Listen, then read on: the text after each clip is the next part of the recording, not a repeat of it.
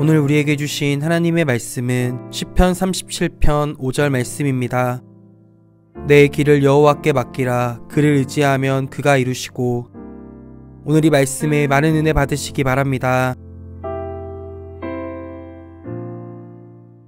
시편에서는 대개 그 한 편에 반복되는, 한 시에 반복되는 단어가 아주 중요합니다. 시편 37편에 반복되는 두 가지 주제어가 있는데요, 하나는 악을 행하는 자입니다. 악을 행하는 자, 이게 전반부에 가장 많이 등장하는 단어입니다. 1절 악을 행하는 자들 때문에, 7절 악한 꾀를 이루는 자 때문에, 9절 진짜로 악을 행하는 자 때문에, 10절 악인이 없어지리니. 악인이 등장합니다. 또 하나는 어떤 것인가 하면 불평이라는 단어입니다. 37편에 보면 1절 불평하고 원망하지 말며, 7절 불평하지 말지어다, 8절 불평하지 말라. 이 불평이란 말은 제가 시편 37편에서 설명을 드렸는데, 쉽게 보면 사람의 마음이 부글부글 끓어오르는 단어를 불평, 원망 뭐 이렇게 번역했습니다. 시편은 거룩한 백성, 하나님이 선택하고 토라와 제사를 주신 이스라엘 백성에 묻는 것입니다. 왜 불평하니? 왜 원망하는데? 하나님을 마무리하는 오늘 여러분 가운데 불평과 원망이 있을 수 있습니다. 내가 한 해 동안 그리스도인으로 살아왔는데, 신앙생활 했는데, 교회 잘 다녔는데 불평과 원망이 있는 일, 즉 삶의 문제가 있을 수 있습니다. 시편 37편의 삶의 문제는 어떤 것인가 하면, 하나님에게 선택을 받은 거룩한 백성들이, 우리 교회 시대의 용어로 얘기하면 그리스도인들이 불평하고 원망하는 일이 생겼습니다. 무엇 때문에 불평하고 원망하는가 하면, 하나님에 대한 불평 뭐 이런 게 아니고, 내 삶에 대한 게 아니고, 악한 사람의 삶이, 내 옆에 있는 친구들이나 직장의 동료들이나 아파트에 함께 살아가는 이웃들이 나보다 분명히 나쁜 사람인데, 나보다 진짜 못한 사람인데, 이게 나보다 이게 비교를 못할 사람인데, 나보다 더 잘 되고 애들도 잘 되고 돈도 잘 벌고 차도 바꾸고 집도 바꿨어요. 그때 하는 불평입니다. 여러분 교회에서 그렇게 안 하나요? 하나님, 저랑 같이 우리 교회 같이 나오고 같이 여성계 활동하고 같이 한 A집사보다 제가 조금 더 하나님께 충성스러운데 금년에 선물의 방향이 잘못됐습니다. 내년에는 제 굴뚝에 넣어주세요. 이것은 인간이 가지고 있는 기본적인 심성입니다. 성경은 그런 마음의 태도에 대해서 분명하게 진단합니다. 이것은 악한 사람들 때문에 하나님의 정의가 이 땅에 있어야 합니다, 이런 얘기가 아니다. 그것은 너의 시기함 때문이다. 네가 악한 사람처럼 악하게 행해서 그 결과를 얻고자 하는, 열매를 얻고자 하는 불우함 때문이다. 7절에 이렇게 되어 있죠. 자기의 길이 형통하여 악한 꾀를 이루는 사람 때문에 불평하면 안 된다. 왜 그렇습니까? 시편 36편 월요일에 묵상한 말씀을 보면, 악한 사람은 세 가지를 성경은 악한 사람이라고 얘기합니다. 법을 어기거나 남에게 폭력을 행사하거나 내 것을 빼앗는 것보다 악한 사람의 첫 번째는 무엇인가 하면, 하나님을 두려워하지 않는 사람, 신비함의 영역을 인정하지 않는 사람, 하나님을 거절하는 사람.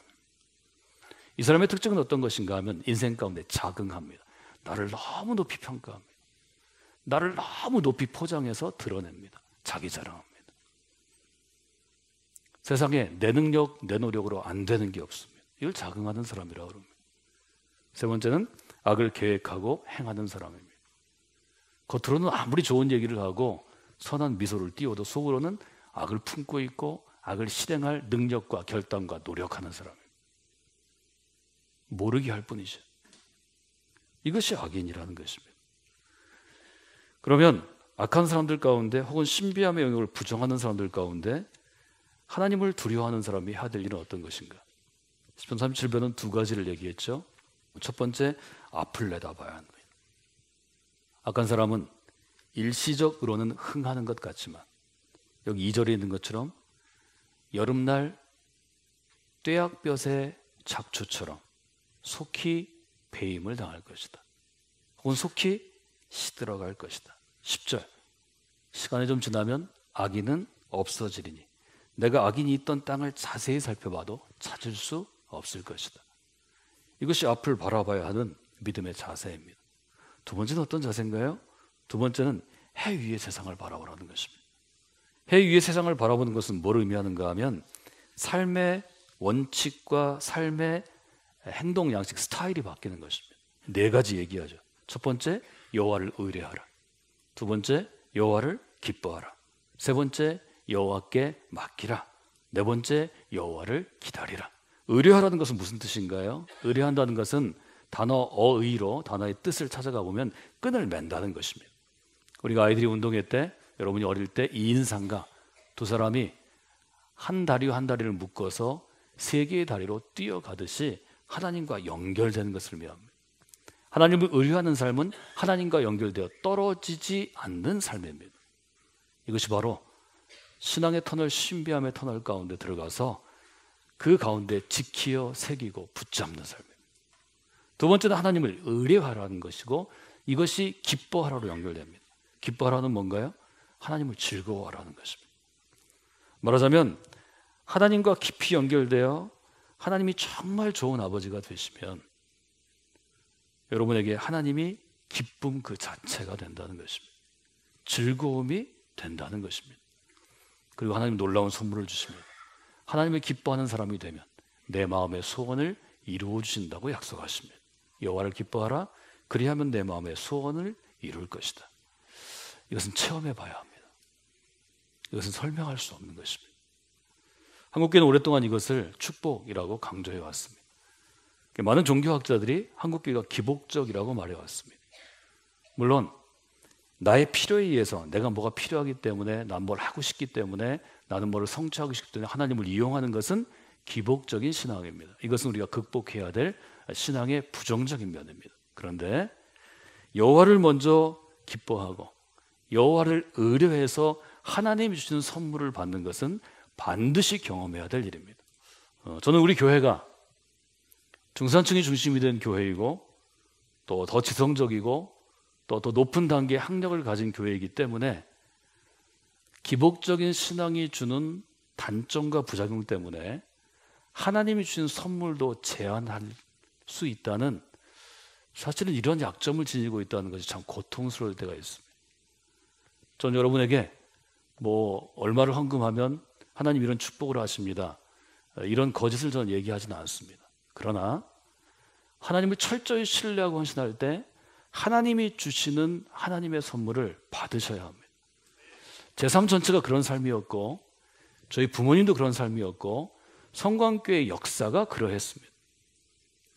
1980년 10월부터 시작한 우리의 첫 번째 시기, 개척을 하고 대흥동에서 서대전 사거리에 남의 집에서 우리가 신앙생활을 하던 그 시절도 마찬가지고, 돈산 신시가지가 개발될 때 우리가 땅을 구입하고 어려운 가운데 교회를 져서 1992년부터 좀 안정이 되는 2000년에 이르기까지 시기도 마찬가지고, 또 2006년부터 제가 바턴터치해서 새로운 부흥을 경험하고, 또 이곳에 저희가 확장해서 뉴스페이스를 지은 모든 것이 돌아보면 하나님의 선물입니다.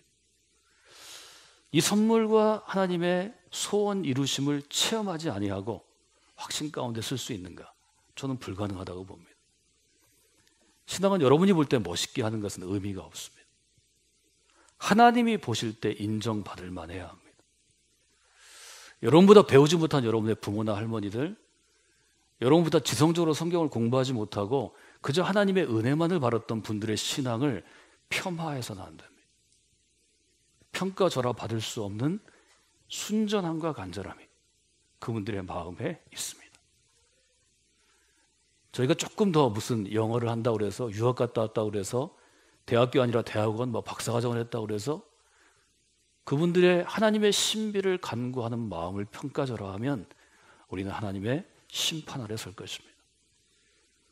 한국교회가 그 점을 놓쳐서는 안 됩니다. 한국교회가 그 점을 밀어내서는 안 됩니다.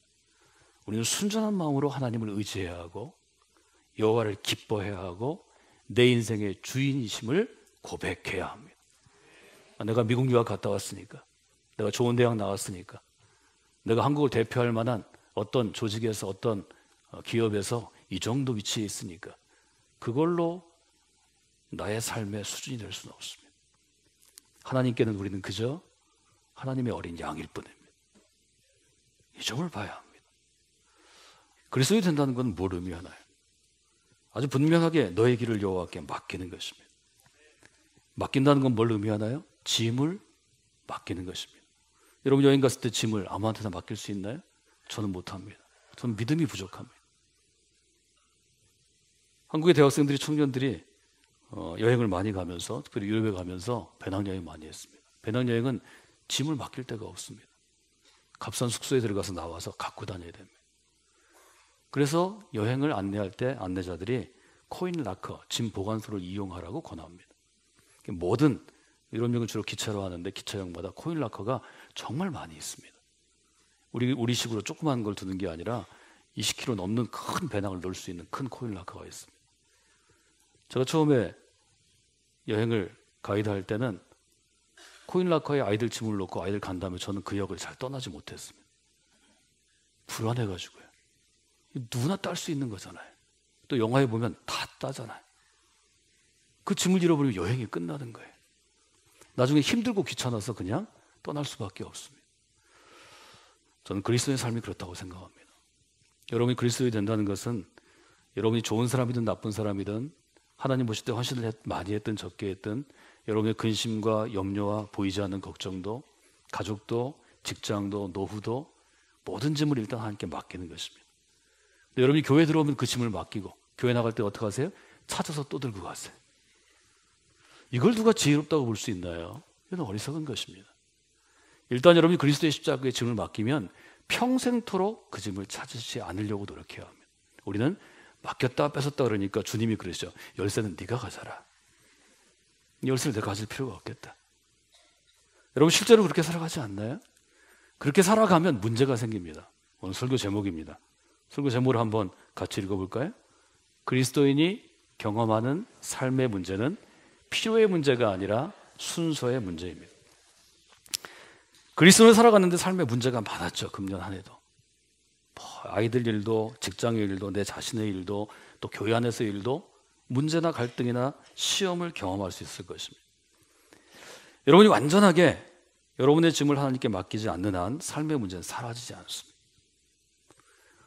너의 길을 여호와께 맡기라는 것은 좀 바꿔서 우리가 해석하면 하나님을 너의 삶의 첫 번째 두라는 의미입니다.